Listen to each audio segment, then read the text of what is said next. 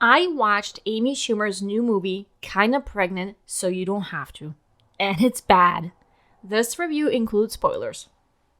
Amy wrote and starred in this movie as the main character, Elaine Newton, a teacher living in New York City. All she ever wanted was to become pregnant, but when her boyfriend of 4 years asks her for a threesome during a romantic dinner, where she thought he was going to propose, and her best friend announces her own pregnancy, she absolutely loses it.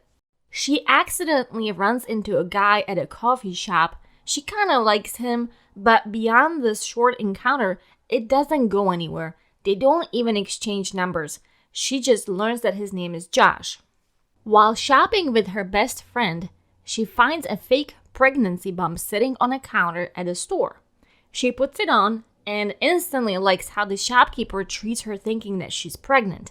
So she steals it and starts wearing it in public, where she notices everyone treating her with newfound respect.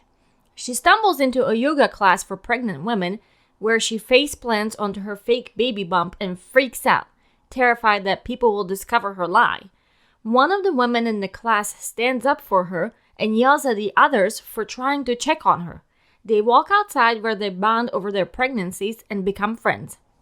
When she visits her new friend Megan's house, she finds out that Megan's brother-in-law is crashing in their garage, and surprise, it's Josh, the guy from the coffee shop. Now she's fully committed to keeping up the lie. We go through a series of odd situations until everything comes to a head at her best friend's gender reveal party. Here, she's confronted by two groups. One set of friends who think she might be pregnant but secretly planning an abortion, and Megan, her husband, and Josh, who believe she's about 6 months along. Backed into a corner, she finally comes clean and admits she's not pregnant at all. This, of course, leads to her losing Megan and Josh and leaving her devastated. After some time, she visits Megan and apologizes. Megan forgives her, but Josh refuses, until he randomly shows up at her school one day and forgives her. The end. This movie is horrible. The plot is extremely lame and predictable. The pacing is decent and the visuals are okay. It's a Netflix movie, so it looks good enough. That's probably the only positive thing I can say about it. Honestly, I don't think she can do anything else. It's like she's mentally stuck in 7th grade, thinking that saying dick and balls is still edgy and hilarious. If comedy hit her on the head, she still wouldn't recognize it. Throughout this entire movie, I didn't laugh once. So much for a comedy. She seems to think that being gross is inherently funny, like she thinks all men only talk about their junk. But here's the thing, they don't. Especially in comedy. You know who was a great female comedian? Joan Rivers. Amy Schumer is not a comedian. She just blurts out the most disgusting lines. I mean, what woman says, "Oh, all I ever wanted was a baby," and then immediately follows it up with, "But my holes aren't even good enough to shit out a baby"? Who says this? So it's the same tired shtick. A single or recently broken up woman living in a big city, being gross and immature, occasionally acting completely unhinged, and not being funny. The only 3 male characters in this movie besides Josh are ridiculous caricatures.